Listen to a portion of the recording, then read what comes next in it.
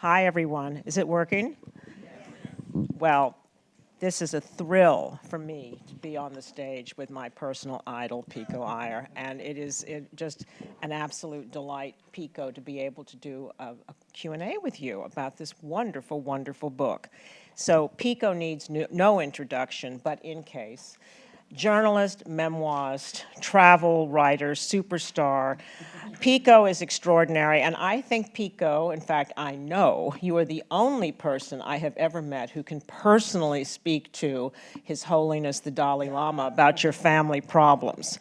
So I love this book. I read it once, and then I read it again on the plane, and I marked it all up. It is restrained, it is eloquent, it is a kind of oblique self-help book for every age, and I can personally attest to its benefits because I read the book for the second time on the plane and diligently marked it all up, all of the passages I wanted to ask you about, and then I took a long Ambien sleep. And somehow, when I awakened landing at Heathrow, I left the book on the plane. So the other Marie, before I had read this beautiful book, would have had a world-class New York City freakout and would have just gotten everyone so agitated. But all I can say is this kind of peaceful cloud, which I now call the Pico effect, came washing over me, and I was just fine, and I got another book, and I didn't worry about it, so thank you, Pico. So let's plunge in. I want you just to keep talking, please, more of this. And I actually want some of the Pico effect myself, but thank you you've read this book more often than I have, I think, but thank you. So let's plunge in at this extraordinary moment when you are 26 and you have your own sort of travel a disaster and land in Narita. Can you tell us about that? Too much. So I was living, as Marie still does, in New York City, working for Time magazine, and I had a business trip to Hong Kong, and I was flying on Japan Airlines, and the flight involved a completely unwanted layover at Narita Airport near Tokyo. Last thing I wanted, because I wanted to be back in New York talking to my friends and on to my next life. But I was stuck there, and I woke up in the morning, and I had 5 hours to kill before the flight. So I thought, what am I going to do? And I saw a little sign outside the breakfast room advertising a free shuttle bus into the town of Narita. And I thought, I know Hounslow. I know Queens. Airport towns are not known for their cultural fascinations. But what else was I going to do? And I'd probably never be in Japan again. So I got in this little shuttle bus, and it drove for about 20 minutes across this extremely modern landscape of high concrete buildings, and it dropped me off at a bridge. I went across the bridge, and I was suddenly in this really silent, intimate neighborhood.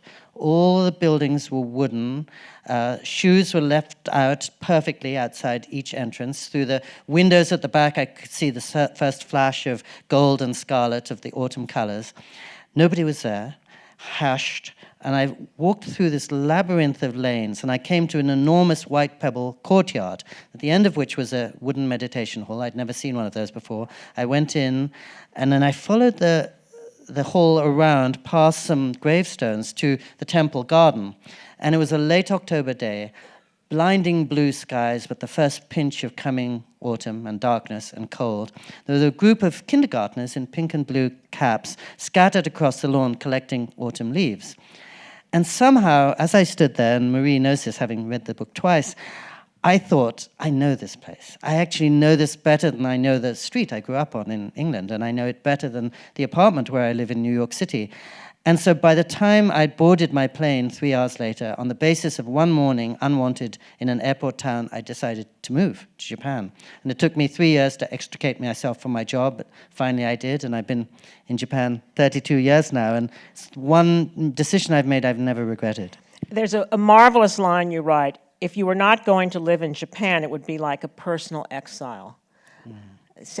That because of this. Because I realized it was my home. Yes. And that although I had no official connection with it, and I still live in Japan on a tourist visa, I don't presume to be Japanese, but I felt it understood me. And I felt that something unresolved needed to be explored. And I thought, as Henry David Thoreau said, I didn't want to die feeling I'd never lived. And I think one reason that I write about that in the book is, I don't know what yours is, but we all have these secret homes, some place with which we have a deep affinity, even though we have no affiliation. And nowadays, in the global world, luckily some of us can spend time there or even live there in my case.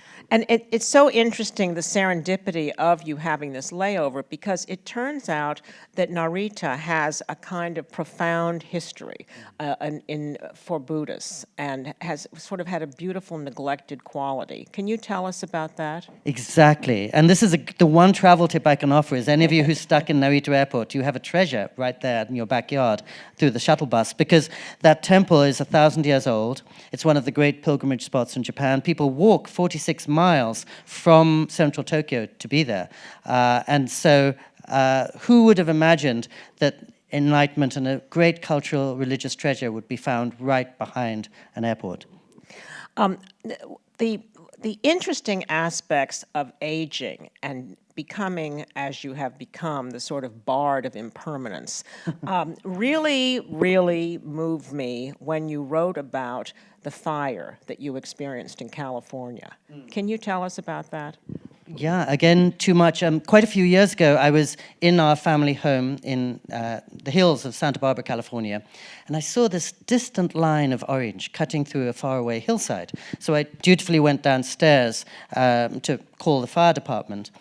By the time I came upstairs again, 5 minutes later, our house was encircled by 70-foot flames that were moving at 70 miles an hour, whipped on by what are known as sundowner winds. So I was caught in the middle of this fire for 3 hours.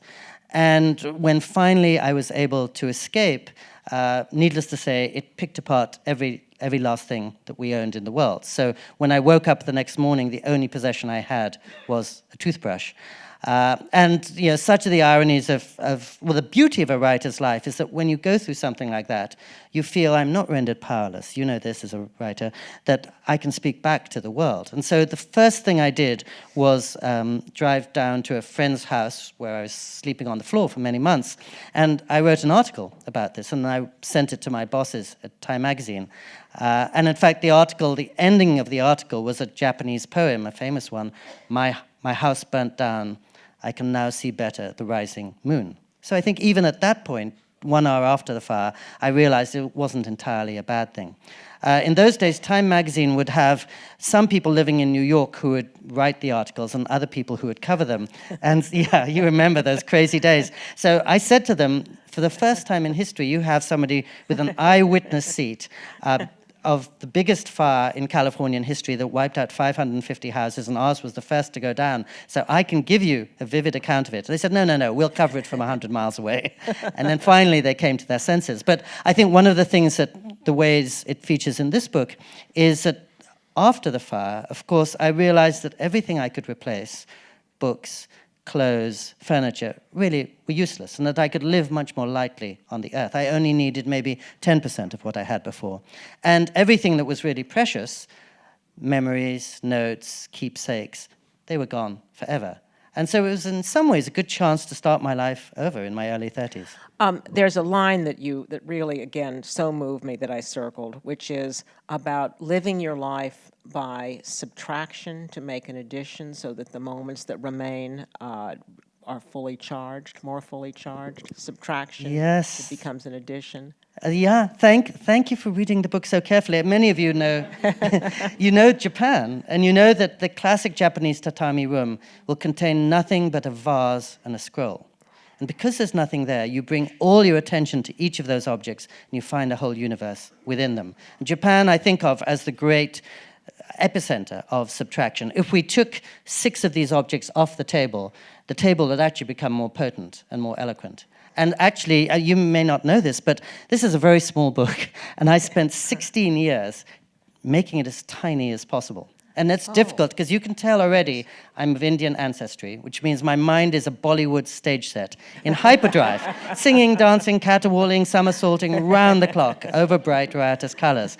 And so I assembled maybe 8,000 pages of notes. because I was transcribing every day for 32 years of life in Japan, and then essentially keeping out 7,900 of them so that it would be a book about absences and silences. So my hope was that, in fact, in this book, it's really the spaces between the words that speak more.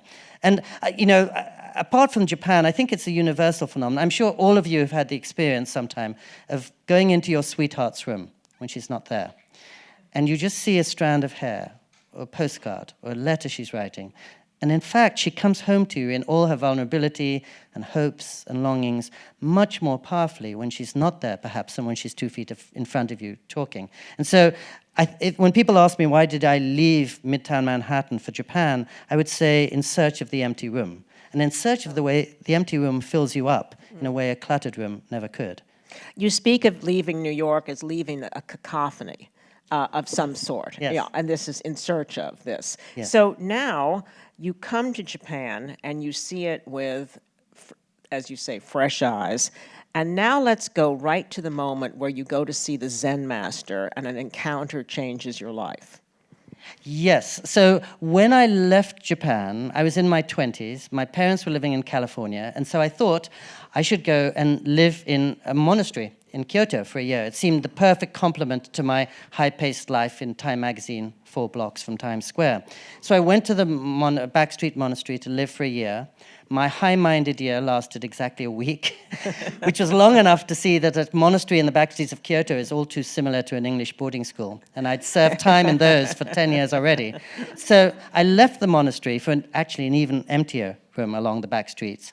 And my 3rd week in Kyoto, a Californian took me under his wing and invited me to a huge temple in southern Kyoto where a Zen master was being initiated into some even higher level of elevation and attainment.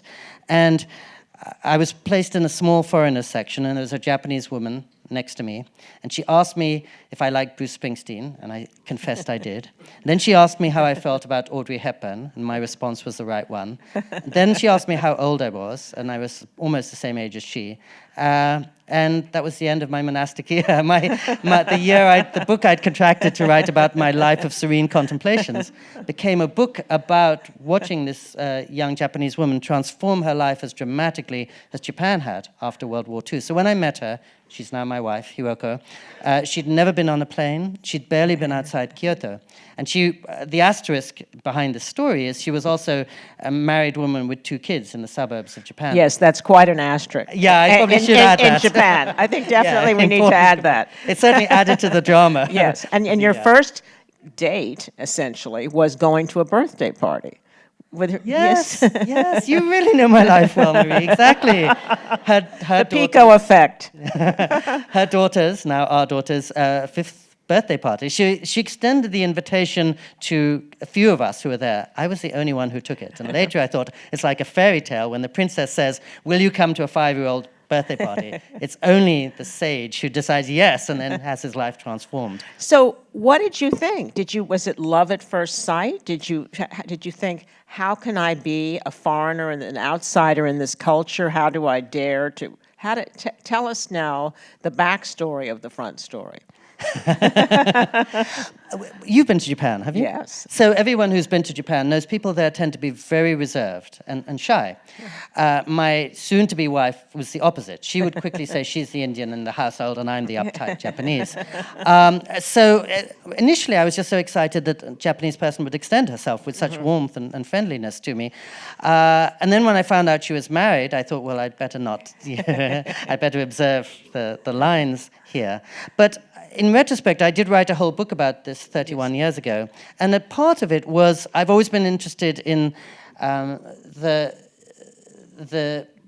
dreams that we project upon other cultures, and the way that every cross-cultural dance is in some ways a dance of illusions and hopes and romances. So I think, for me, partly having just arrived, this Japanese woman was a way to better understand the grace and kindness and selflessness I wanted to find in Japan. And I think for her, she wasn't seeing a scruffy Indian. She was seeing somebody who came from California, land of possibility, where a woman could rewrite her destiny in a way that's not possible to this day in Japan. So I think each of us was fascinated by the other's culture.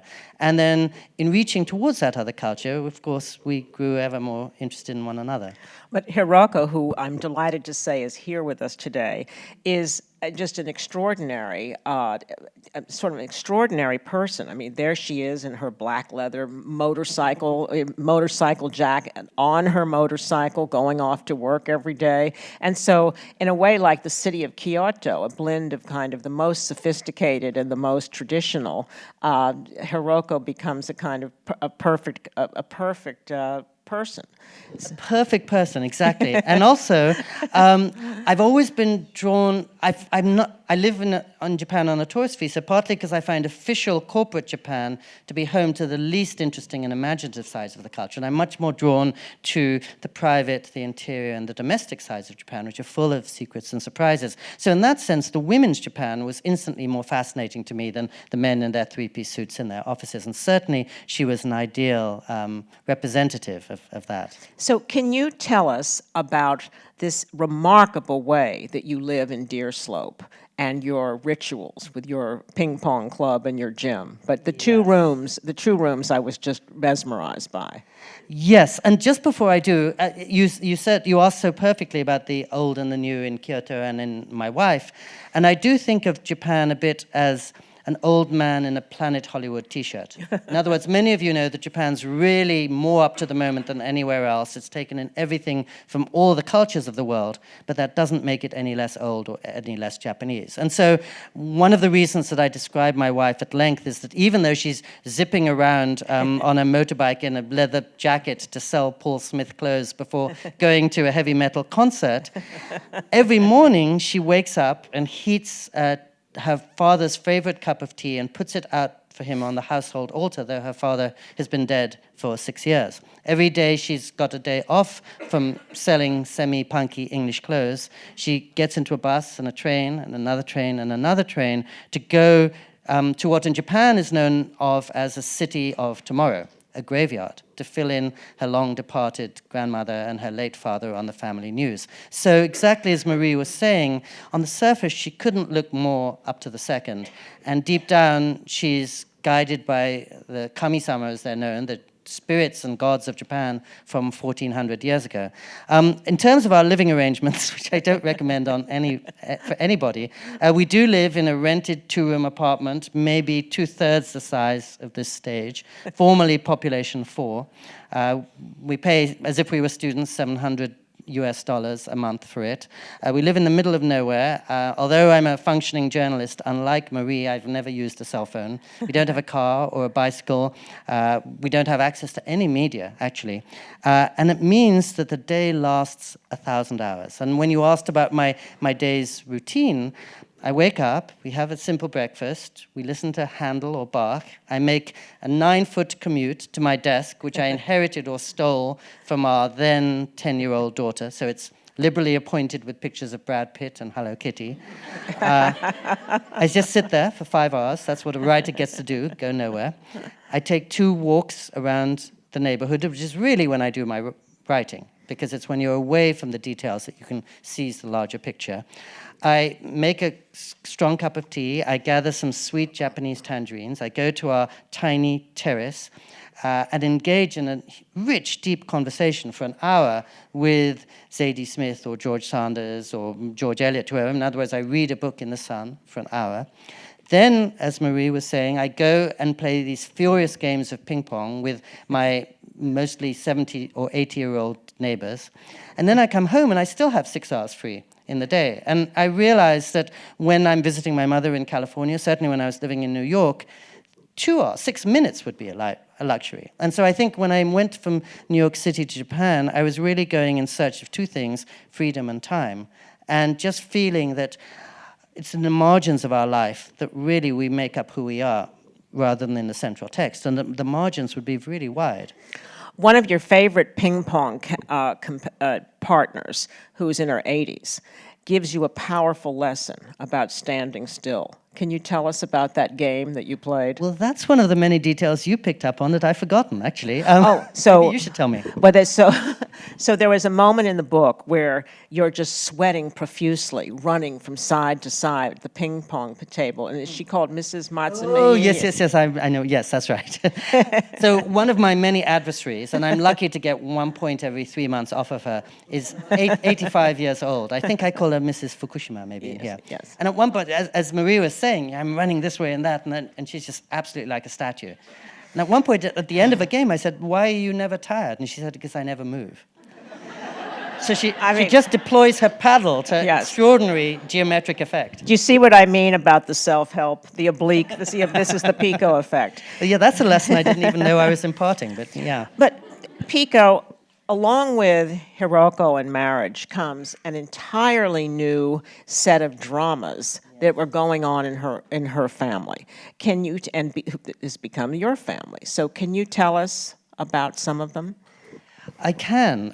This book begins when my father-in-law, Hiroko's father, suddenly dies. And so my wife has to move her 86-year-old mother, whom the father has been protecting, into a nursing home. And she has to get a will signed by her brother, which sounds very easy because he lives just 15 minutes away. But in fact, it's quite hard because he cut off the entire family 25 years earlier on the grounds, he said, that his sister had gotten a divorce.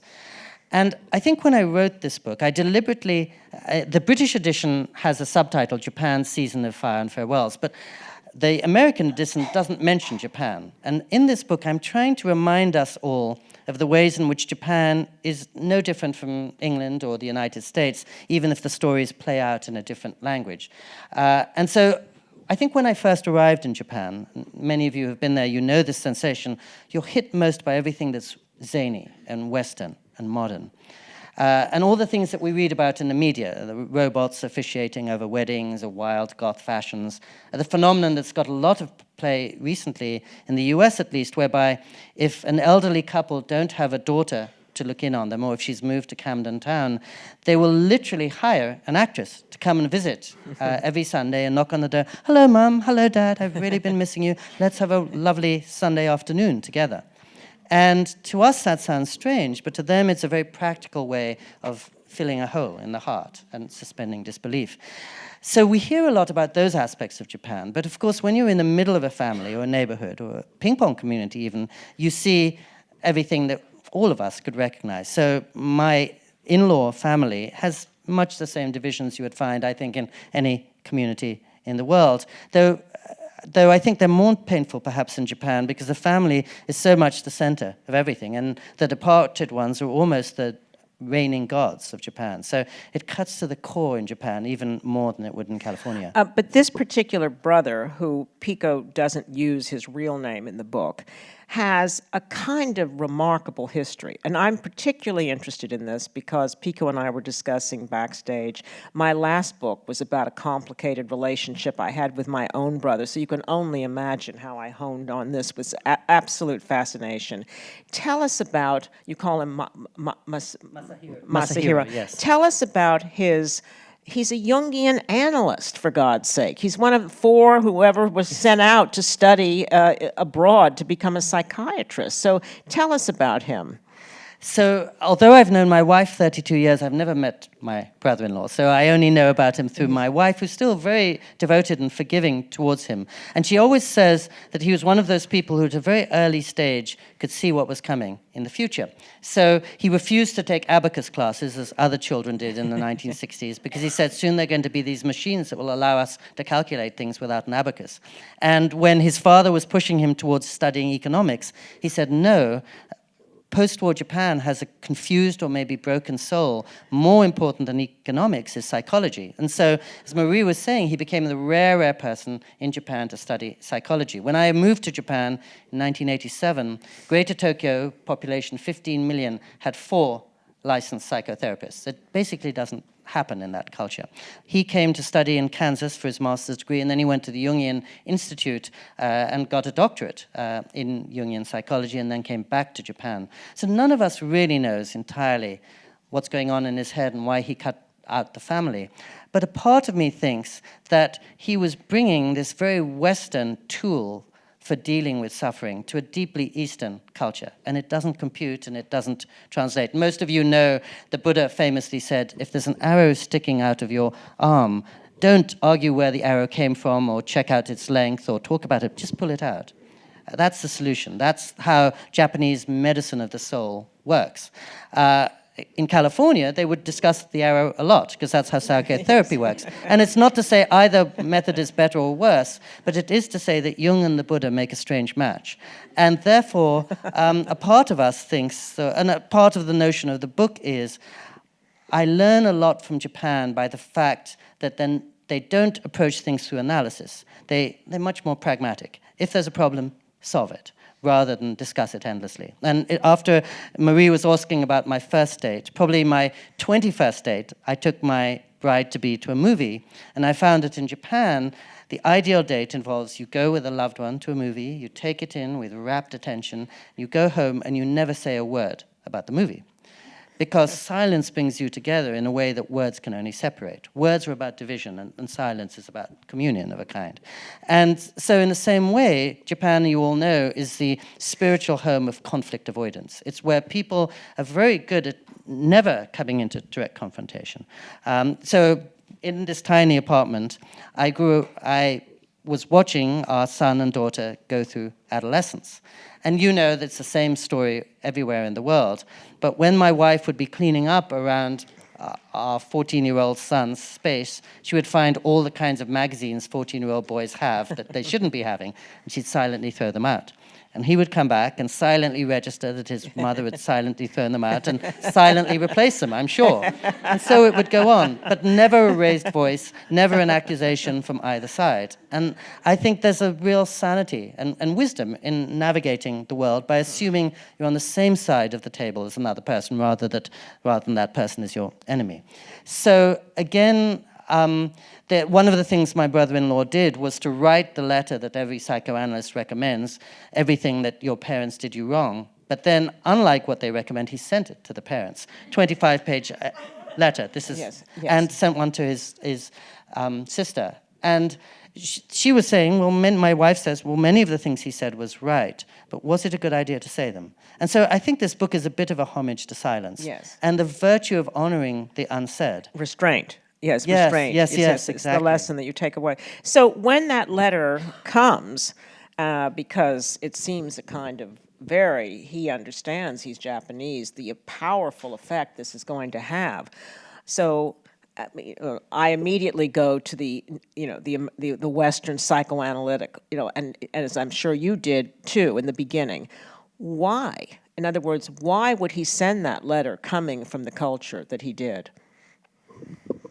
Maybe he'd absorbed enough of the other culture to feel, well, Jung has certain things that are useful to bring to Japan. And maybe he's not wrong. And it must be said, his parents were extremely forgiving. But the drama of this book is first his father dies, and then the mother's getting more and more frail as she goes through her late 80s. Will he ever come back and decide to put behind or aside his ideas or his grievances, and just extend himself as a son to a fading father. And mother. You so delicately weave this through the book. No spoiler alerts, because this is such a powerful book. But you so delicately weave this of how the mother is reacting, and how Hiroko has to sort of delicately dance around her mother saying. So tell us about this dance. Yes, well, and as my mother-in-law was getting older, of course, her mind was beginning to fade. And sometimes we would visit her in her nursing home, and she'd say, I just saw my son. And to this day, we don't know whether she did or whether she was wishing and she'd imagined him into existence, whether he'd secretly come. When she was shown pictures of her grandson, she said, oh, there's my son. And again, we don't know how much that was the mind playing tricks or the heart playing tricks in some ways. And so I suppose this book is about how we deal with absence, whether it's an actual absence when somebody dies, or whether it's somebody who's living down the street whom you think about all the time and he's never there, and you think about him even more because he's never there. So Pico, as you probably all know, has had a long relationship with the Dalai Lama, who comes to Japan from time to time. And Pico, I was just absolutely just astonished reading about your taking these problems, not only with the father's death, but also the brother, to His Holiness and what his response was. Yes, and it must be said it was less I than my much more spontaneous and forthcoming wife who... and so I was just reading in the tent outside about how when we were traveling with the Dalai Lama, first we went up to a fishing village that had been laid waste in the tsunami where 3,000 people had died. And I was noticing first that he extended himself to everybody who was grieving along the streets, but he took off his glasses and wiped away a tear himself. And I thought, well, that's really what we all aspire to have the wisdom to bring to the loss that's essential to every life, and yet to have the humanity still to feel that loss and not to be above it all, not to be entirely in a philosophical state, but to be in a human state simultaneously. And then Hiroko, as we were leaving him, said to him, "Oh, my father just died." And he absolutely instantly stopped and he looked at her just the way a doctor would, because I think of the Dalai Lama as a doctor of the mind. You know, when did he die? What did he die of? And then he just held her and held her and held her. And then he said, "Remember, cover gone. The spirit is still there."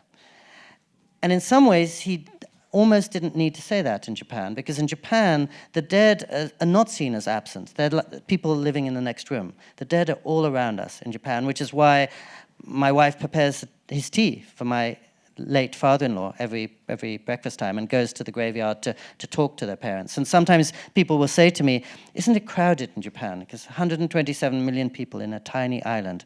And you all know, I'm sure, that Japanese people are very quiet and self-contained. So often when you're in a crowded subway train in Tokyo, even if it's jam-packed, it's not like being in a subway train in New York City. But what makes it crowded is that the spirits are all around, and that the lines between animate and inanimate are very different from here. So Hiroko says in the book that when she was a little child, if she kicked this table, her father would say, "You have to apologize, because that table has a soul, and this table's done nothing to hit you. You have to honor it the way you would honor Marie or any one of the humans in this place." And so what for me makes Japan crowded is this bottle, this book, this piece of paper. All of those have souls, like in a Miyazaki movie, if you've seen Spirited Away or Totoro or one of those, and also that the dead are all around. But certainly the Dalai Lama brought that home to her maybe in a way that a Japanese person couldn't have. There's another incredible insight. We all grapple now more and more in our lives as we age with how we speak to or try to comfort people who have suffered a great loss, who are going through some terrible family issue. And there's just a beautiful line which I just want to read. "Words have little value in the kingdom of essential things. They're just decorations and feelings too deep for us to put into syllables. Presence is enough. We don't have to say anything. We just have to be there." I can't believe I wrote that. I wrote that. Thank I'll you. take credit for it if you don't want My to. goodness, and what attention. So I was just reading a wonderful book of interviews with Pope Francis, and of course they asked him that question essentially, what do you do when you go to the bedside of somebody who's dying? Mm-hmm. And he said, they don't need texts, they don't need sermons or theories, they just need presence, somebody sitting behind them, beside them. And the interviewers were not content with that, so they pushed him further and said, no, there must be something you do. And he said, I just hold their hand. And I'm sure the Dalai Lama too. And one of the this is a book essentially about practical wisdom, of which I think the Dalai Lama, as well as Pope Francis, were exemplars. And many of you may have seen the Dalai Lama when he's on a stage like this and somebody asks a question, especially if it's a question about child raising or marriage, says, I'm the last person in the world as a celibate monk to address these. But if he sees the person's in pain, he'll just invite her up to the stage and just hold her. And he'll feel, well, that's really the answer that we're looking for. So you were really tested, you and Hiroko, when your daughter gets ill, and you use Japanese movies and the films as a kind of moment for hand-holding. Can you tell us about that? Yes, thank you for picking up on that. So some of you may have seen the movies of the great Japanese director, especially in the 1950s, Yasujiro Ozu, who made Tokyo Story and Late Spring and many others. And one of the things I like about his films is that, again, the scenes of greatest emotion are when nobody's there. He'll picture people seated around a table, and then when they vacate the room, the camera just sits there. And the camera is always stationary, it's at tatami level, and it's just registering impassively the flow of life.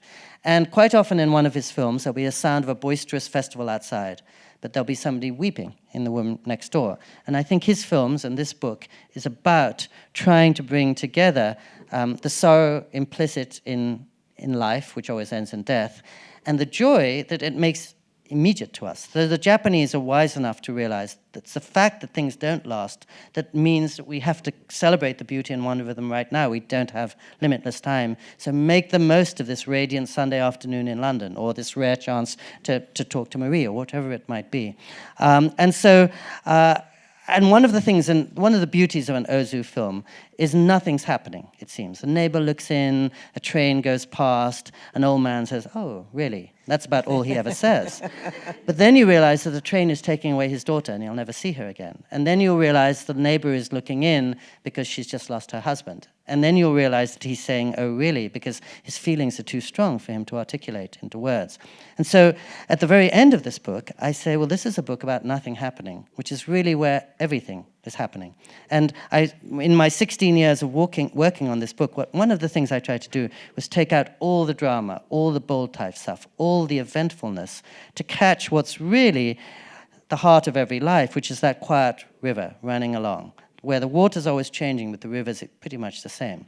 And I think for most of us, as we think about our lives, that's really where we're living. And that there are these anomalies that suddenly your house burns down, or suddenly a loved one dies, or suddenly there's a car crash. But really the heart of life is when you're sitting in that quiet room and the neighborhood is just flowing around you.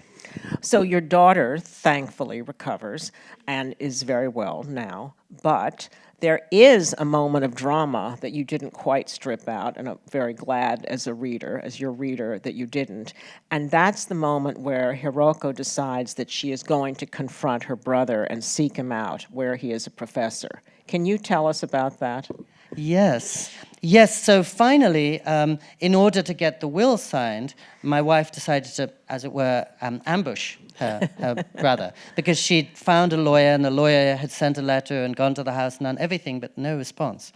And through our wily daughter, who's much more computer savvy than we, she found out that the missing Jungian was teaching in a certain room at 5:30 on a Tuesday. So Hiroko went there and she stood at the elevator.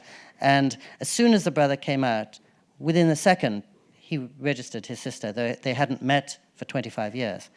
And he said, "Come over here, and I have two things to say to you." So my wife went along with him, and he said, "The first thing is, every single letter and postcard you've sent me over the last 25 years, I've read. None of that has disappeared in a black hole. The second thing is, I've cut off the family for good." So it's very complicated. It's life. It's who knows what to make of that. The thing my wife would most like to hear, and the thing she would least like to hear in consecutive sentences. And then our daughter, who had served as an emotional bodyguard accompanying my wife to the situation, later she told me she'd never seen her fearless mother cry so much as in the train away from that. And I think cry, as is the case with most of us, with so many different emotions: relief, amazement to see her brother again, delight at what he'd said, sadness at what he said. I was saying in the tent a minute ago that in Japan, they often say that life is about a joyful participation in a world of sorrows. And so this book is set in autumn because that's the time when the joy and sorrow come together, and they pierce you because the skies are brilliant blue, cloudless, warmer than California into the early days of December, in October and November. But, of course, the autumn is all about the coming of the dark and the falling away of things and the trees turning bare. And so I suppose the book is not about a place so much as an emotion, and it's about that emotion that my wife experienced in the train leaving her brother when she was full of tears of elation and full of tears of heartbreak. And one of the more powerful details from that scene is that when he walks in, she waits first in the classroom, and they look at her, and they look at her because they haven't seen her before. And tell us about Hiroko learning about how the class feels about her brother before. Yes, and so as she's seeing his students, she was asking them, as a journalist might, what's your teacher like? Oh, he's so cool. He's such a nice guy. He's so kind. And of course, what a wonderful thing for a sister who's missing her brother to hear.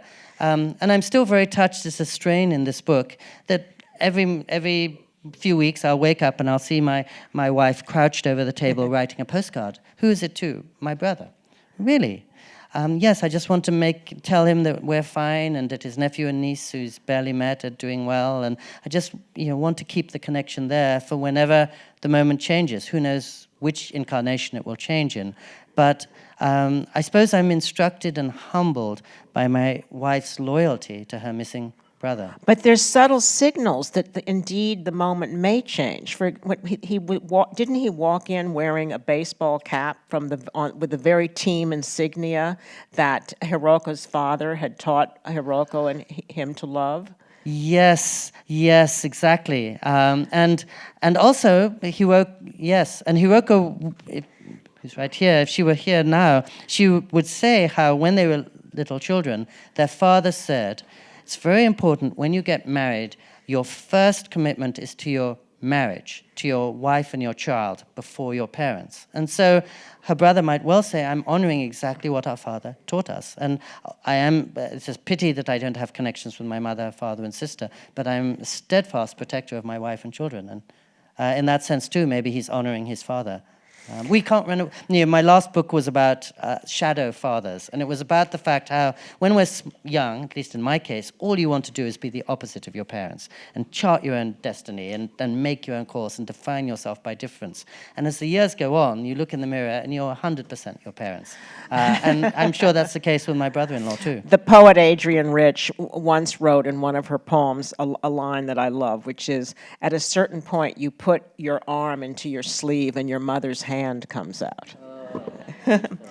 But Pico, before we go to questions, you are, as we all know, the bard of humanism. And recently you wrote a really fascinating piece about going to North Korea, because Pico, in the 6 months a year that he is not living in Japan, roams the world as this kind of intrepid foreign correspondent war reporter. Did you find humanism in North Korea?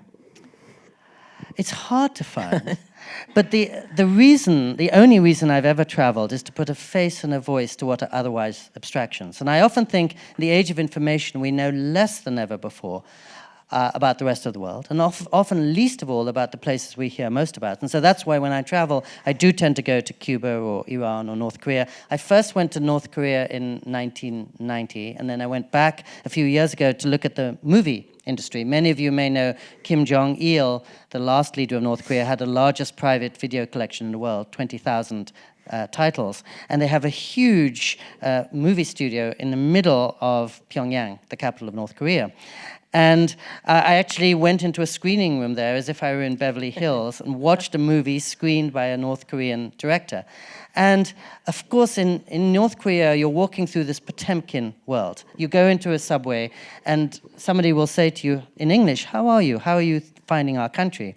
You think, this is a surprise that somebody's speaking English. And then you realize they're probably actors who are being employed by the government to impersonate regular people and to make a good impression on foreigners. Oh, how fascinating. Yes, really. just the way yes. that everywhere you see 45-story skyscrapers, but they're nearly all ghost buildings. Nobody's in them. But they're just there, literally two-dimensional facades to dazzle the newcomer. And North Koreans, in the case, 90% of North Koreans aren't even allowed to set foot in the capital. So it's aimed at the likes of you and me. So in a sense, the whole country that a foreigner sees is a stage set anyway. And the people you're meeting on the streets and the guides are actors. And movies, therefore, have a particular relevance as a metaphor for what's going on. But I remember the last time I was there were 3 guides / government surveillance spies. And there was one woman, she had a little white Chanel clip in her hair, and she was telling us, I'm 26 years old and I've got this really good job. My parents can't forgive me because I'm not getting married. So maybe she'd been told that was her script. but nonetheless it felt like something a little more human than I would hear if I was in the US reading about North Korea. One of them gave a brilliant a cappella rendition of Danny Boy. Another told us about his adventures with the basketball star Dennis Rodman when Dennis Rodman was visiting North Korea. And apparently Mr. Rodman, for whatever reason, this guide has a very simple name, Mr. O, just one letter. But Dennis Rodman decided to call him Trevor for some reason. And as I say, you never know how real what you're hearing is. But just when I come back from North Korea and I'm hearing about Kim Jong-il and President Trump in conversation, I'm so glad I can remember the faces I saw and hear that woman talking about her dating problems. And nothing is more terrifying than seeing the world through screens and therefore as a series of abstractions. And what makes North Korea so scary is that they have no access to America. So America is just a word to them, and they're that much more likely to attack America. But for those of us in America who have the chance to travel, what I find alarming is that we know nothing about North Korea, and so we're that much more likely to attack. And so I've always felt it's a great thing to go and see a place, because as soon as you do, you can't think such terrible things about it. Which brings us to this extraordinary moment at the very end of your book where you now have on your reporting hat and you're going to see the nuclear plant cleanup in Japan, and you ask a profound question about learning to live with what we can't control. Can you tell us about that?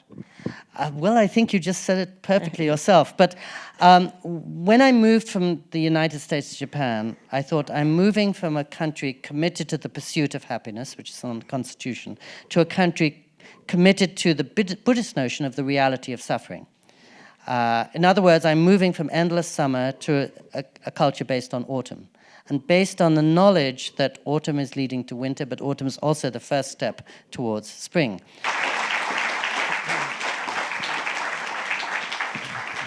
And I just want to say, this is the difficult chair to sit in. It's easy to answer questions. It's really hard to read a book. So thank you for reading it with such love and attention and generosity. And thank you for navigating our conversation. Thank you to both Pico Iyer and Marie Brenner for that wonderful... And so one of the things I love about Japan is they don't fight with reality. Of course, a place like California is about transformation and possibilities, living in the future tense. I feel my neighbors in Japan are very deeply rooted in the present tense and past, of course. And so rather than trying to wish away the years, trying to look 20 years old when you're 70 years old, trying to come up with a singularity that allows us to live forever, which might mean living for 80 years in infirmity and pain, they say, this is reality, this is what the gods have given us, how can we make friends with it? And so I think when I was going to the nuclear plant at the end of this book, 7 months after the tsunami and the nuclear meltdown, it was a way of thinking about how, as Marie said, how do we deal with everything that we can't control, which is essentially everything essential in life. Suddenly a fire comes and rewrites your life in 3 hours. Suddenly you step into a temple and you meet the woman who'll be your partner for the next 32 years or hopefully forever. And I think the older I get, the more I see that none of my life has come about through my plans. It's really come out of nowhere, the good things and the bad things. And I remember when I was in my 20s, I'd agonize, should I do this career or that career? When I met my wife, should I marry her or not? And at this point, it all seems immaterial. Because one way or another, circumstances or God or karma or whatever you want to call it, that really seems to be what's making the better decisions. Hence, as we began this conversation, I moved to Japan to live in a monastery. 3 weeks later, I met the woman who would become my wife. And now our life is probably more monastic than the one I envisaged when I was in Midtown Manhattan. But it took me a long way to get it. When you ever could have imagined when you were complaining as that 26-year-old careerist about having to have this destination change, that you would be on this stage today explaining the Pico effect at the Jaipur Literary Fair? And living 32 years in a culture that seems entirely my own, but deeply, excitingly foreign, yes. Who has questions for Pico Iyer? I see some in the back.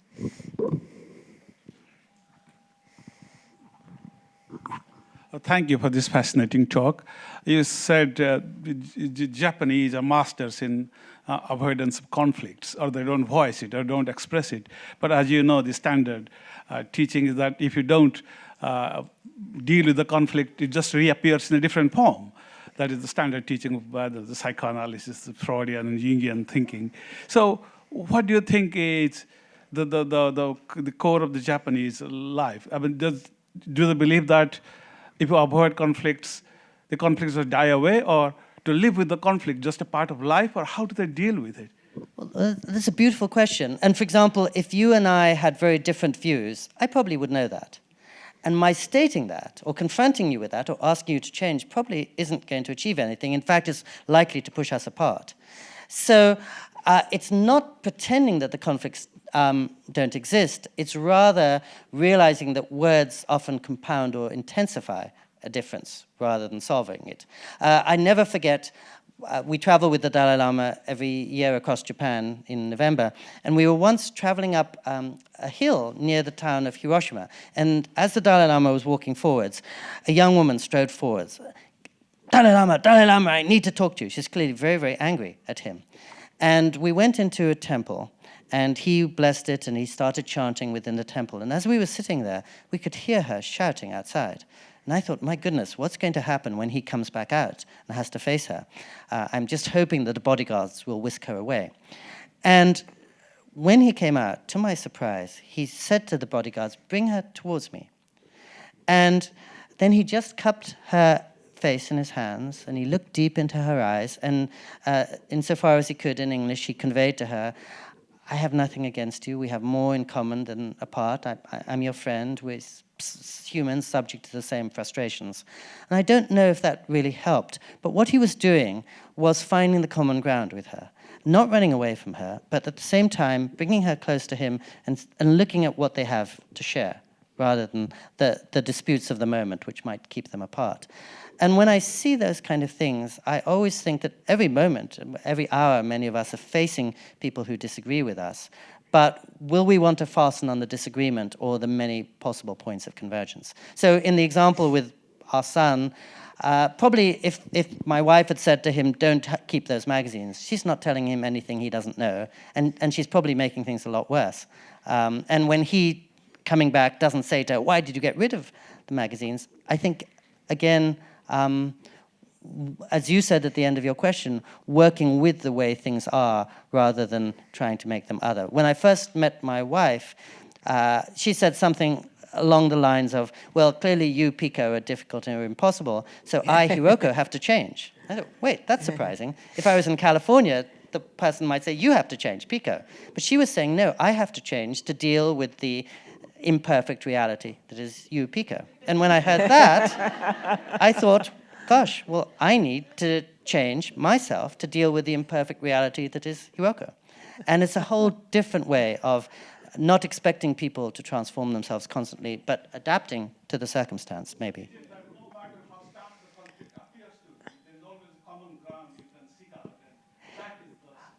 Exactly. And fastening on the conflict is likely to aggravate it. Who else has a question? I see one in the back. Yes. Oh, thank you. You lived in California and in New York, and I just wonder, when you return to America, do you feel any sense of it having been your home, or do you now see it with foreign eyes? And what is that experience like? And also, may I sneak in a cheeky question to Marie? Is it true that Donald Trump threw wine on you? Since I have now had Pico, Do your part first. Since I have now had a full immersion in the Pico effect. Yes, the answer is yes, is the answer. And I'm not sure that I would be changing myself to accommodate.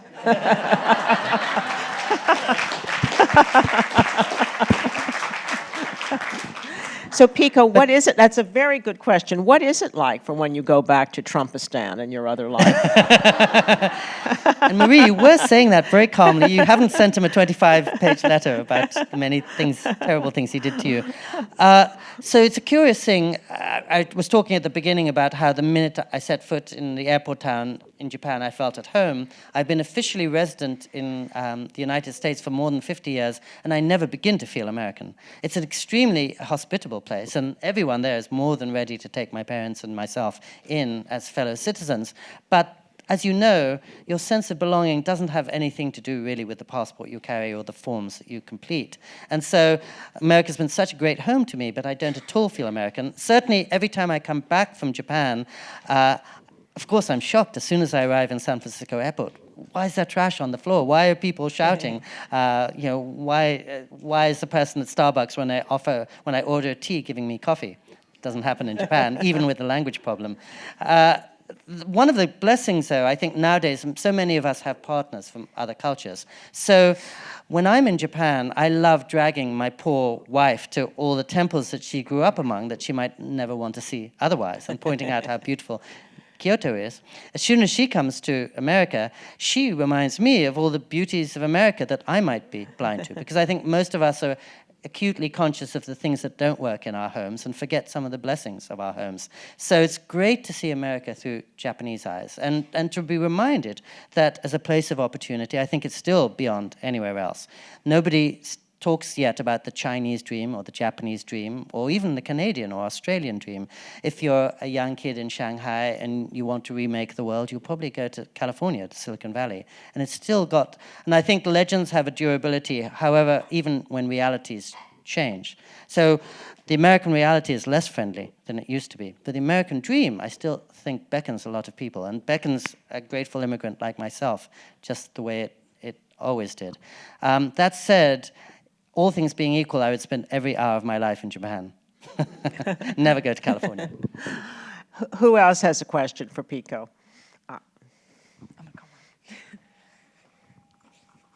Yes, you. Yes, Anthea. A lot of the things that you talked about have dealt with ideas of sort of stillness and sort of discarding of things, but there's also this sense of humanity and contact. But I think increasingly our lives are very disparate and we don't actually physically touch people. There is a taboo against contacting and being in touch with people.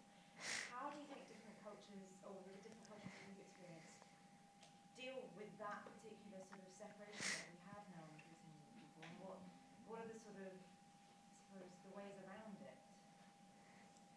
Yes, I mean, that's such a soulful question.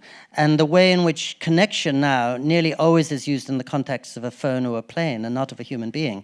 And I think that's the other reason that I moved from New York City to back streets of Kyoto, because of course in New York there's lots of physical contact. Everyone's all around you and you don't have much space of your own.